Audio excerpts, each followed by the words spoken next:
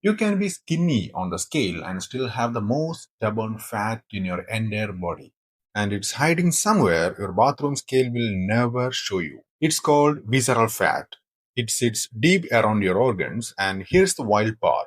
It's actually the easiest fat your body to lose. Once you stop doing the one thing almost everyone gets wrong. In this video, I am breaking down the exact foods that targets this specific type of fat, the drink that quietly outperform most fat loss supplements, the fiber tricks almost nobody talks about, the one type of workout that beats hours of cardio, the sleep factor that's secretly working against you, plus the biggest myth that's probably wasting your time right now. Let's start with something sitting in your fridge right now that you're probably underusing. Colorful vegetables, carrots, bell peppers, sweet potatoes, dark leafy greens are loaded with natural pigments called carotenoids. These are the same compounds that give carrot an orange color and a tomato its red. A randomized double-blind trial out of Japan found that just 8 weeks of eating carotenoid-rich vegetables measurably reduced visceral fat in overweight men across every single group tested. The takeaway isn't complicated. The more color on your plate, the more of these compounds you're getting. This is one of those rare situations where the simple advice your grandmother gave you, eat your vegetables, turns out to be backed by real science. Now, here is the one drink that keeps showing up in fat loss research. And it is not some expensive supplement, it is green tea. Green tea contains a group of compounds called catechins, and a 12-week randomized placebo-controlled trial found a measurable reduction in visceral fat in people who drank a high catechin green tea daily compared to low catechin version. Here is the detail most people miss. Not all green tea is equal. The less processed the tea, higher the concentration of these compounds. That's why matcha and sencha tend to outperform the bagged stuff sitting in most pantries. This isn't a magic potion, but swapping your afternoon soda for this is one of the lowest effort changes with the real research behind it. Here is the one almost nobody talks about, and it might be the easiest change on the entire list. Researchers at Wake Forest tracked over 1,000 people for 5 years, measuring their fat with the CT scans at the start and the end. The finding was almost suspiciously simple. For every extra 10 grams of soluble fiber people ate per day, their visceral fat dropped by close to 4% over those 5 years. While eating more soluble fiber had no measurable effect on the fat under your skin, only the fat around the organs responded, that is, visceral fat. And 10 gram isn't some extreme ask. That's about 2 small apples, a cup of green peas, or a half a cup of beans. This is a wide the door open study too.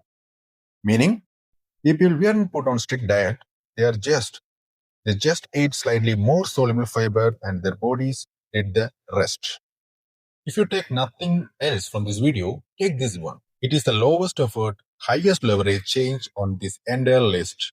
Now, here is something that might completely change how we think about progress.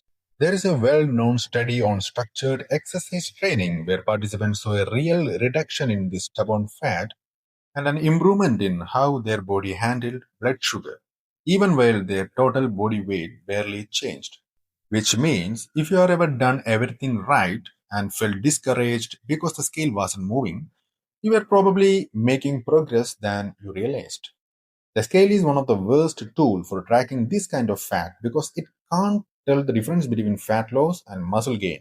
And here is the factor that has nothing to do with the food or exercise, but might be working against everything else on this list. Researchers at the Mayo Clinic put healthy adults through a controlled 21-day experiment, some nights with only 4 hours of sleep, some nights with 9 hours, in a randomized order, so each person act as their own control. After just 14 days of short sleep, their weight barely changed, and even their body fat percentage looked normal on the standard scan. But CT imaging told a different story. Visceral fat had quietly increased, specifically around the organs. And here is the part that should really get your attention. When participants went back to sleeping normally, their eating went back to normal too. But the visceral fat kept increasing anyway, even during recovery. This means you could be doing everything right with food and exercise and still be quietly working against yourself if you are only getting 5 or 6 hours a night. Sleep isn't a nice to have here, it is a variable your scale will never show you. Now let's talk about the biggest myth I promised to you, and it's gonna be controversial. Everyone assumes hours of slow cardio is the answer.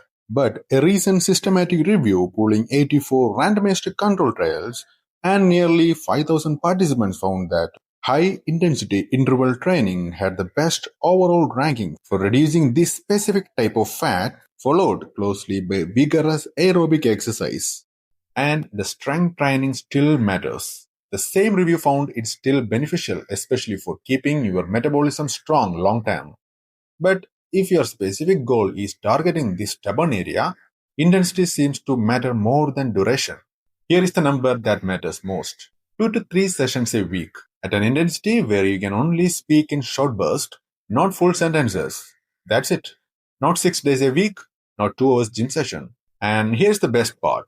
Several studies point to a dose-response relationship, meaning more consistent efforts tend to bring better results. But that doesn't mean starving yourself works the same way. Extreme calorie cutting has diminishing returns fast. Movement doesn't.